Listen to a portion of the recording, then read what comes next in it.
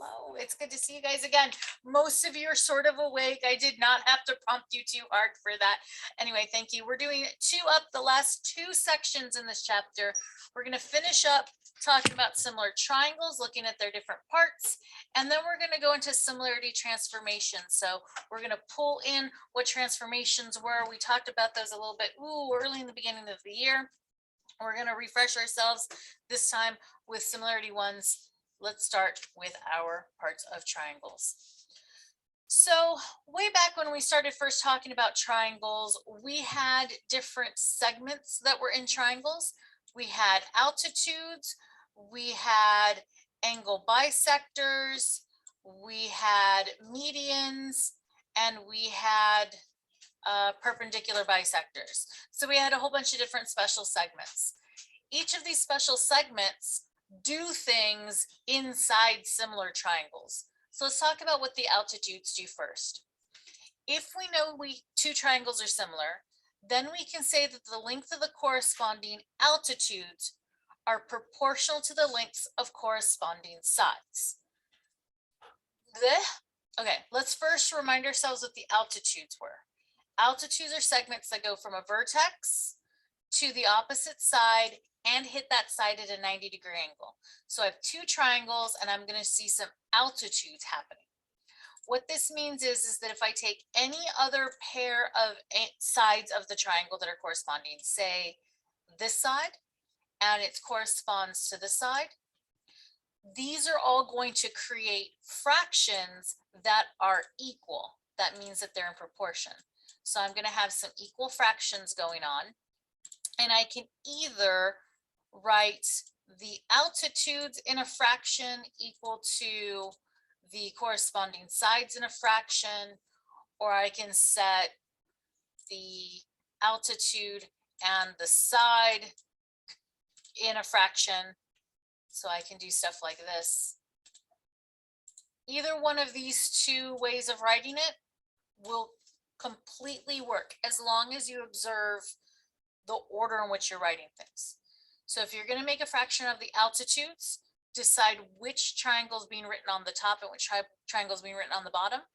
And so when you write the corresponding side information, you have to make sure to write it in that same order.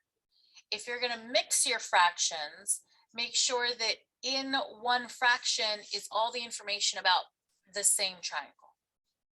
Okay? Now, you are being asked as an extra activity in your notes for notebook check to write the proof for this. Okay, so be thinking a little bit about how you would show this. Hint, you can go to your textbook. There's a proof that's kind of half written for you in your textbook if you're stuck on this one.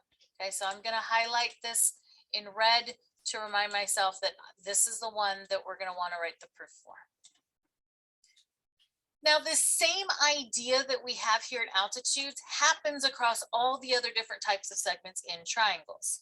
Angle bisectors are going to be in proportion to corresponding sides, and medians are going to be proportional to corresponding sides.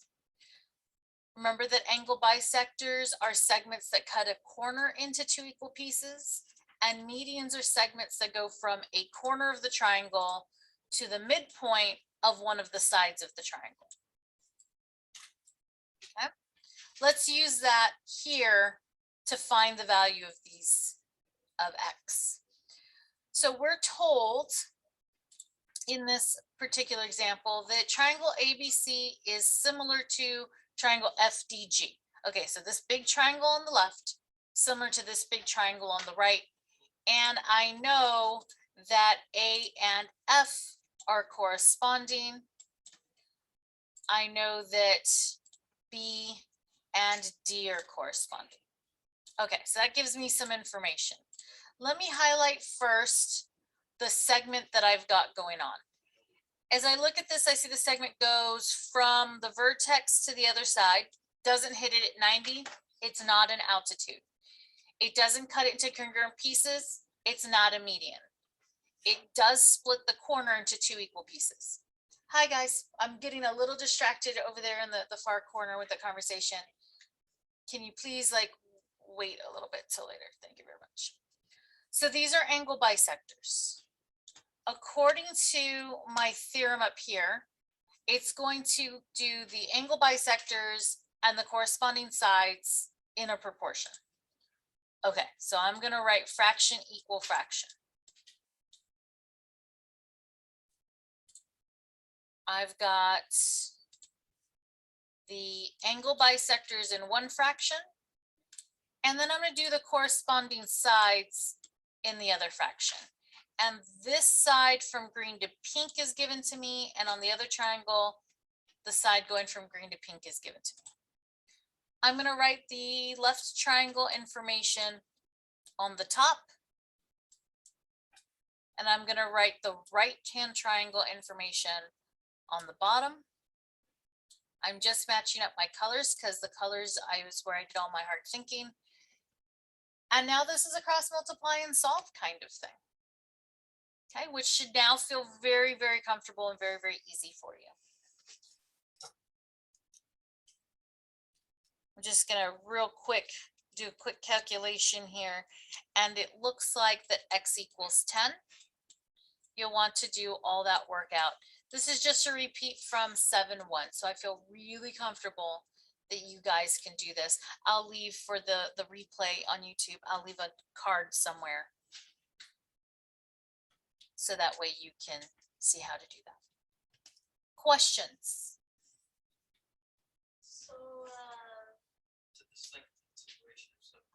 Yeah, it's a continuation of 7-1. We're just using those segments inside of triangles to make it happen. Sure, I'll do 1A. Let me go ahead and zoom in on that one so we can see it a little more closely. As I'm looking at this triangle, I notice that I have some altitudes. I know they're altitudes because they're going from corner to side, hitting at a 90-degree angle, and both of these triangles have them. The altitudes are the lines with the median? Okay, not the median, because the median is a specific other segment. This is an altitude because it goes from corner to opposite side and hits at opposite side at a 90-degree angle. Okay. You're welcome. All right, I'm going to look for some corresponding sides. I see this one going from one arc to no arcs, and then this side on my other triangle also going one arc to no arcs, so those are corresponding. All right, I'm going to set up my fraction.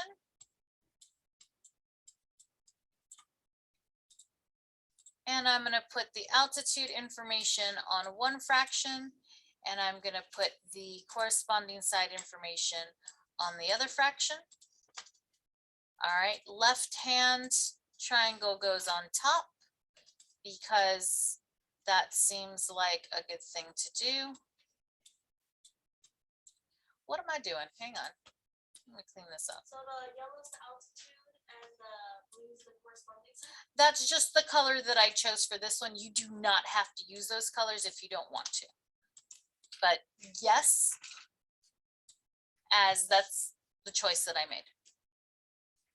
And then I cross multiply and solve. Yes, I'm doing it very quick with my calculator. And yes, I know many of you can do it this quick on your calculator. I please, please, please want to see your setup. I want to see you using that cross product property by writing that cross multiplication, and then whatever algebra you need to show in order to prove it. Okay.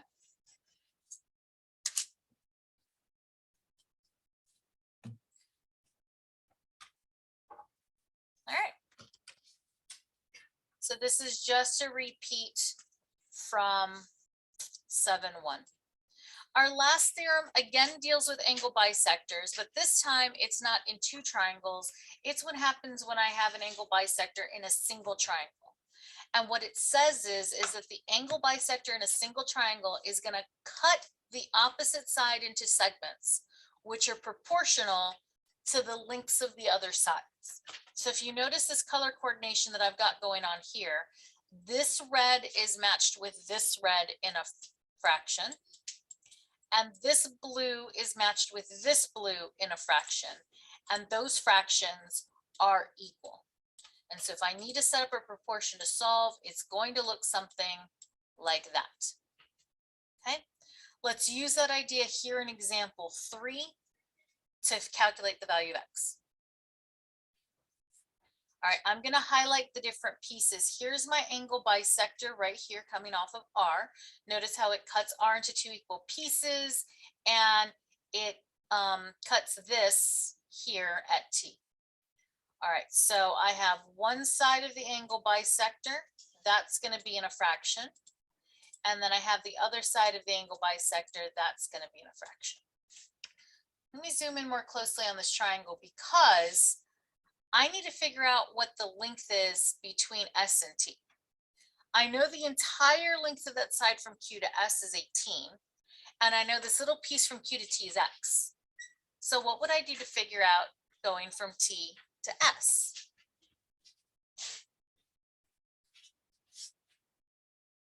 Well, if I knew the value of X, let's say, for example, X was 10.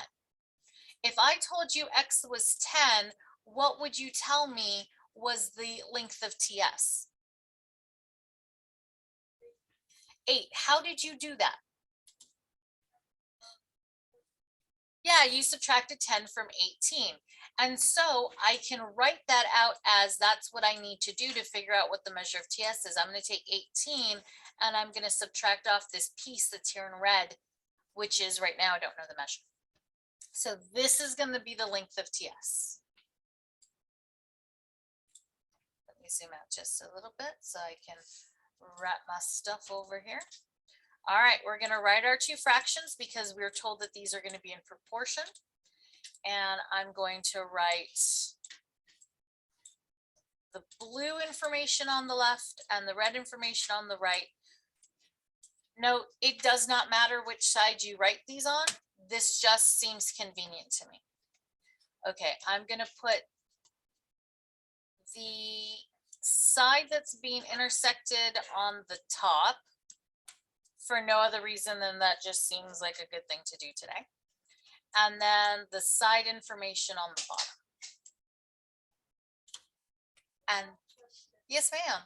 The 18 minus X, why does it have minus X right there? Because that's what I needed to do to figure out the length of this portion. I took the. Because it's X right there, so it's just X just being used. No, it's because I have an X sitting right here. And so if the entire length of the segment is 18, to figure out this little piece here in blue, I need to take the entire length and subtract off this piece that's in red. Oh, You're welcome. does it matter, like, it was for the one that was done earlier, like the altitude side and the corresponding side kind of thing? Does it matter if where the numbers are, like if the 18X minus X is on the bottom and 14 at the top, does it matter? No, that doesn't matter. But once you've made that choice here, you have to put it in the same order for your other fraction. Oh, okay, so it doesn't matter which way it's in as long as you did it both sides. Correct. All right, you're welcome. Okay, I'm going to show out the cross multiplication here while we continue to have wonderful questions like what was just asked. So this is our cross multiplication again that we saw from 7-1. So if you were still struggling with that a little bit, and that's okay that you might still be struggling. Remember, I never asked for you to be perfect like immediately, but I ask that you continue to work on it, especially when you're struggling. Okay, this is what I get when I do 6 times 18.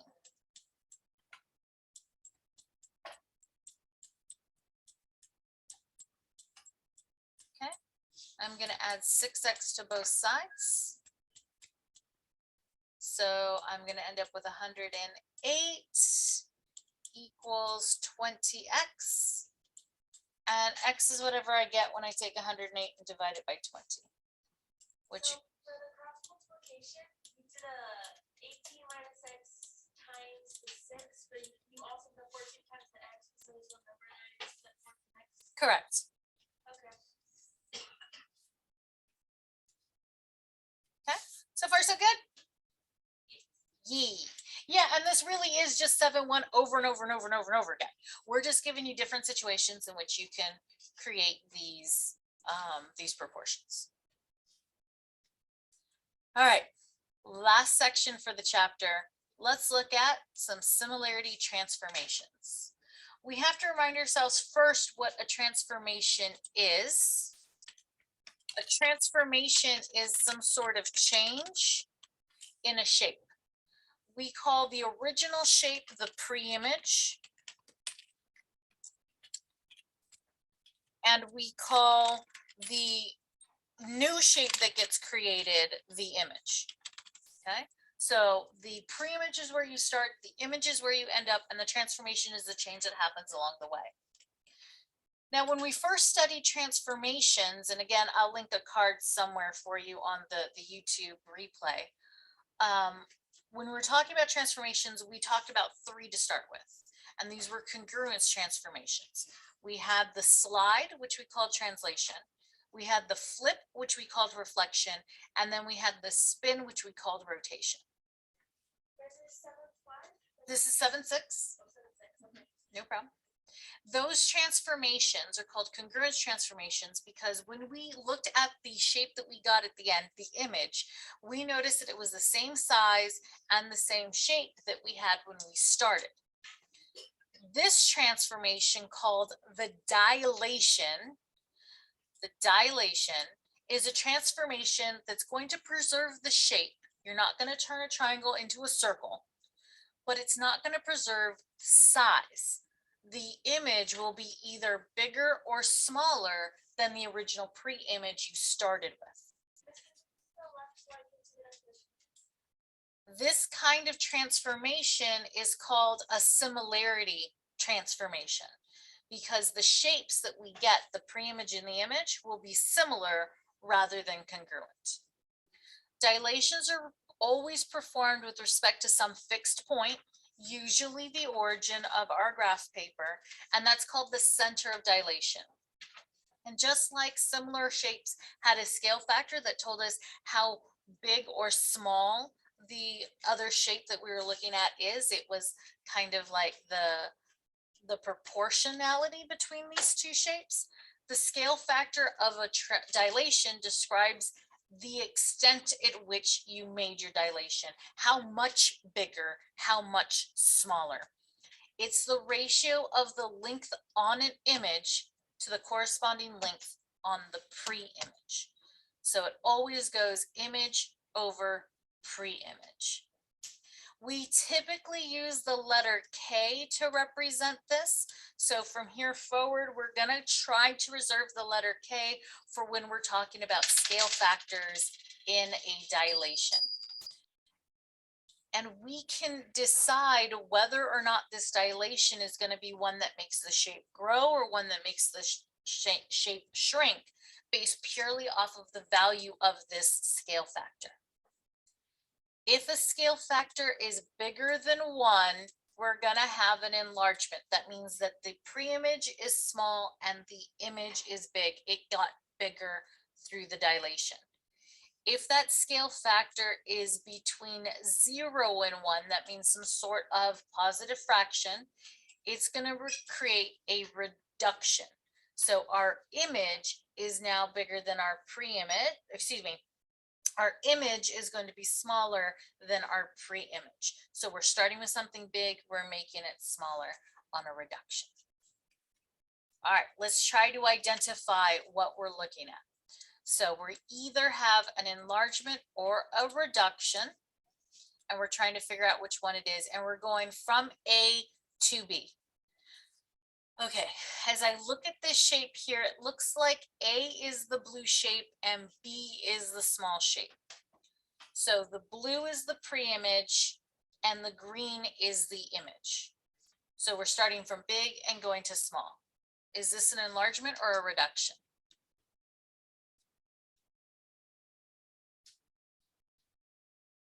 Starting big, ending small.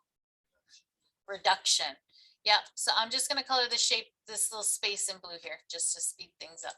All right, let's look at the bottom one. The bottom one, A is blue, B is green. The blue shape is smaller than the green shape. So we're going from the blue shape to the green shape. Was it a reduction or an enlargement?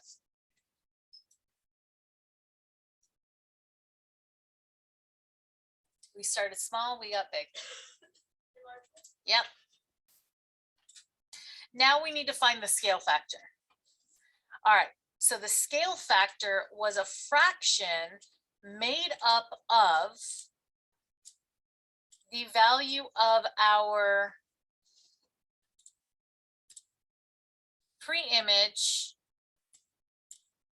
underneath the image. So image to pre-image, so the green over the blue. All right, so I'm on a grid. I may have to use distance formula, but it looks like on this case, they gave me some horizontal lines I can work with. So that's 2, 3, 4, 5, 6.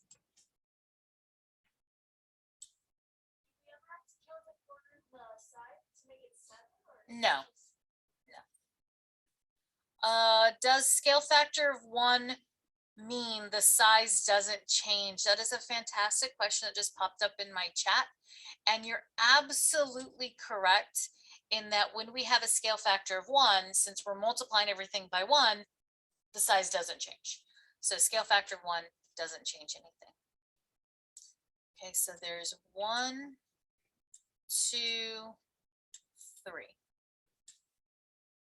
All right, we said that this was a reduction, and we are calculating a scale factor of 3/6. And if I were to simplify that down, I would get a fraction of 1/2.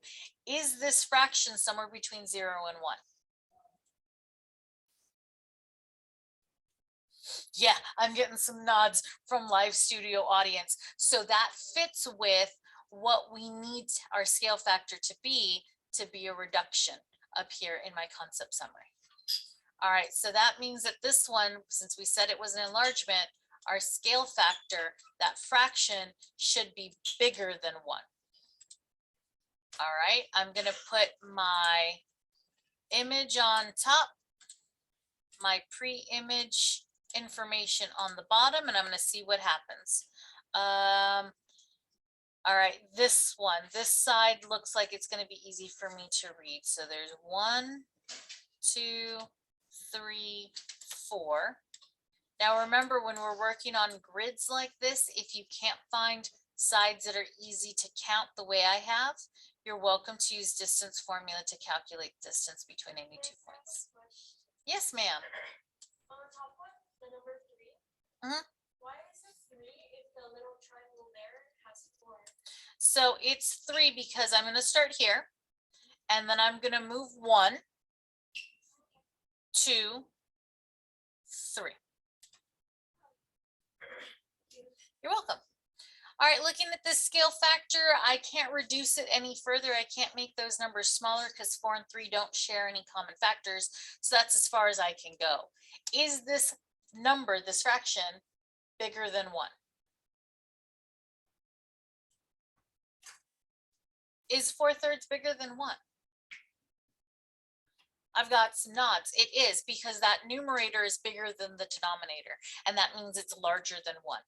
And so both of these scale factors jive, they fit with the scale factor that we were told to expect from our concept summary.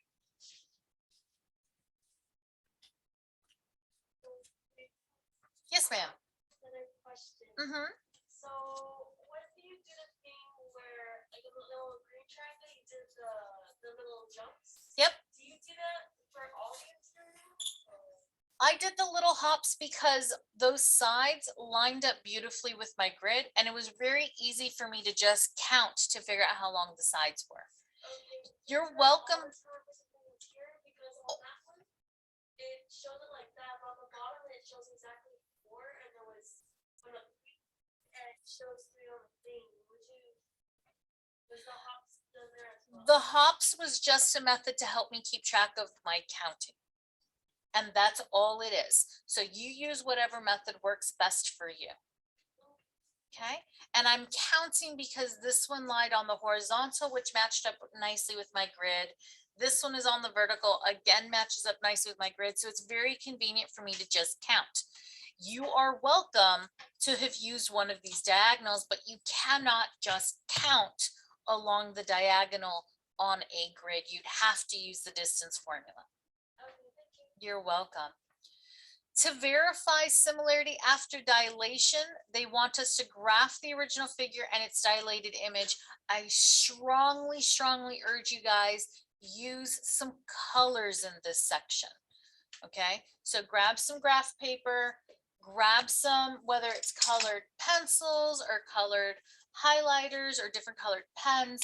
I strongly urge you, use some color and keep it consistent between your pre-image, your original, and your image, the thing after translation.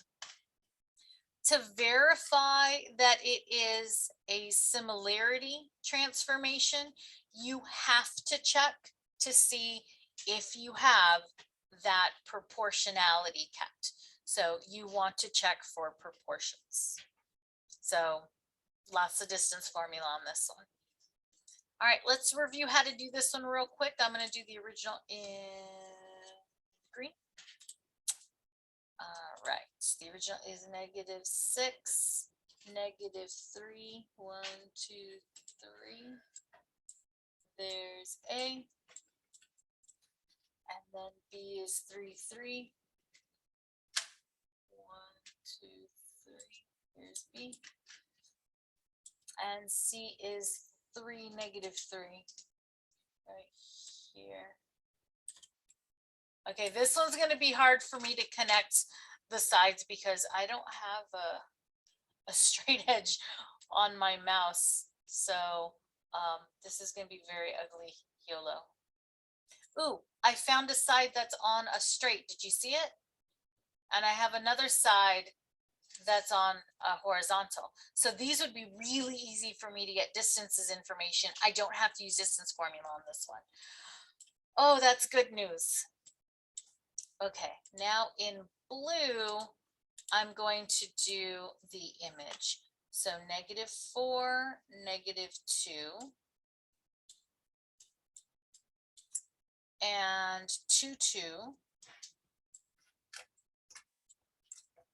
and 2, -2. Okay, there's a vertical. This ends up kind of on top of that other triangles line, and this is a horizontal. Okay, I get to choose what sides I want to work with. I'm going to grab this one because this one seems like the easiest to deal with. So I'm going to create a fraction that is this. And I'm going to do my big sides on the top and my small sides on the bottom. All right, let's see. This is 1, 2, 3. Oops, I skipped one. 1, 2, 3, 4, 5, 6. Wait.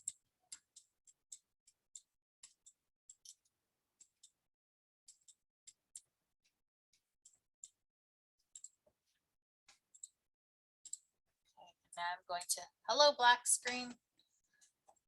Sorry. I guess my Zoom was like, I'm scared of all the fractions.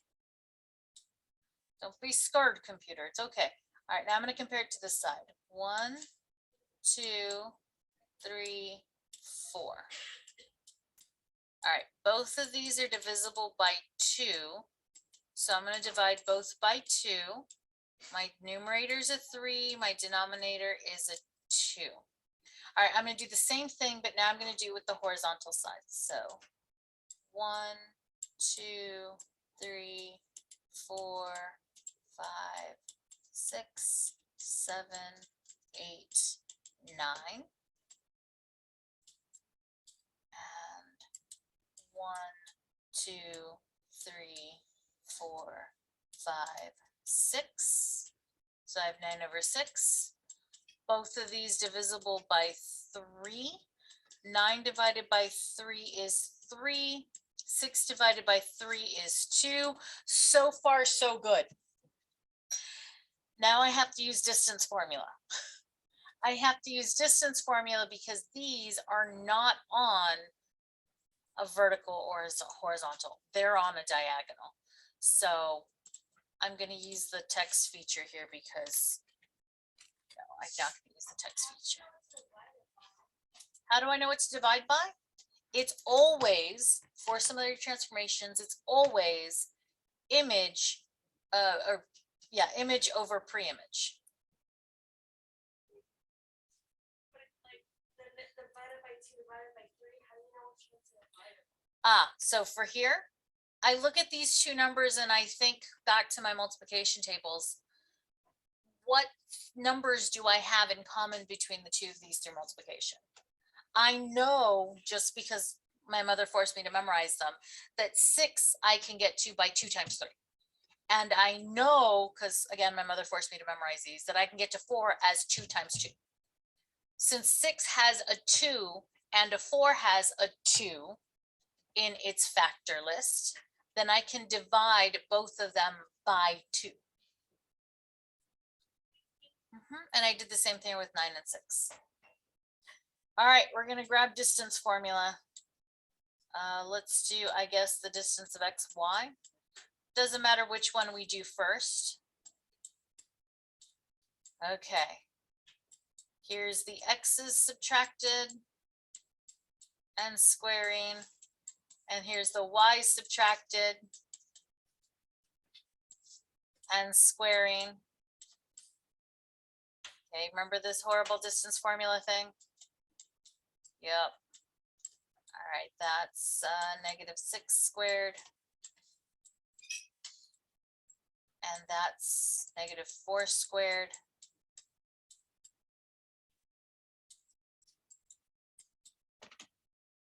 Square root of 36 plus 16.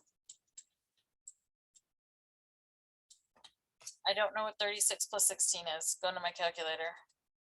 52 says my calculator.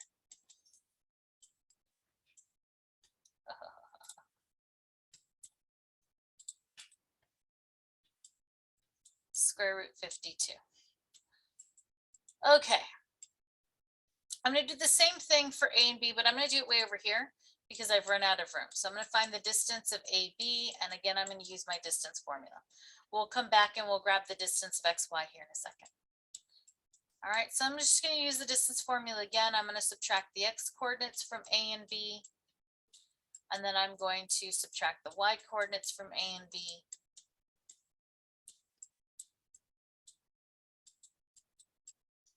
Now, I'm not caring if these are going to be the same or not.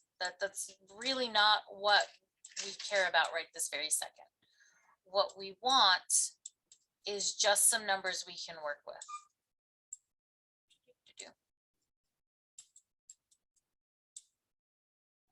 81, 36.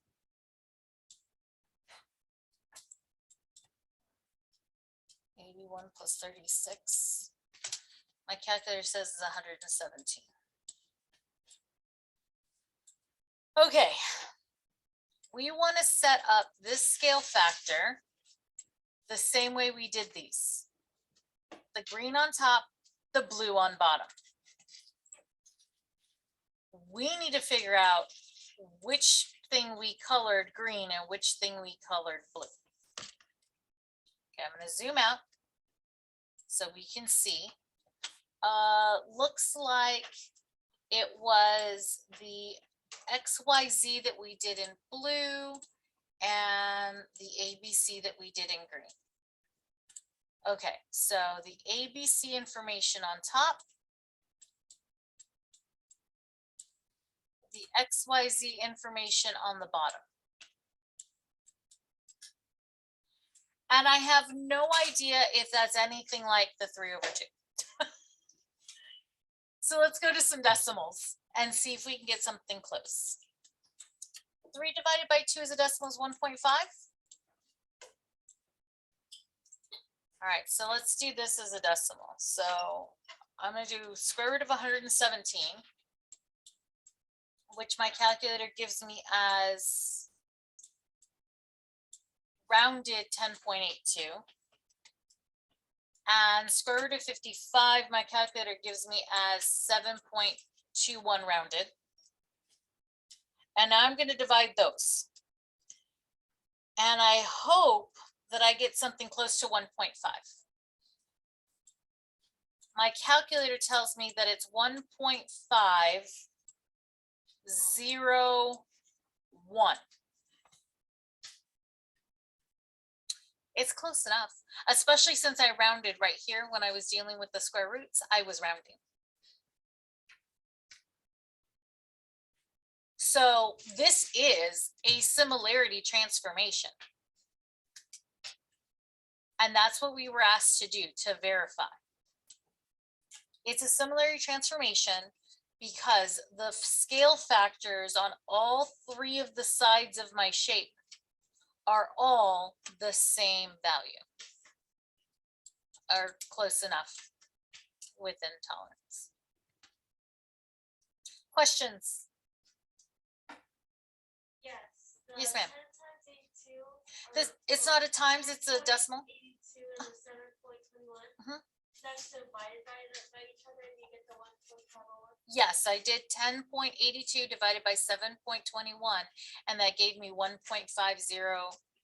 Well, actually 1.5006, not, but I rounded. You're welcome. That's it. This section is going to take you a long time only because you've got a lot of calculations to do, and a lot of it is distance formula. Okay. Well, if we don't have any more questions on this section, I want to say thank you so much for joining me today. You have a wonderful day. Thank you so much. If you're watching on the replay on YouTube, hit like, subscribe, leave a comment. I'm working on adding chapters to videos, so that's a good thing. If you're in class today, thank you for being awake. First off, thank you guys for not falling asleep this early in the morning. And the rest of the day is yours for work day. Thanks again.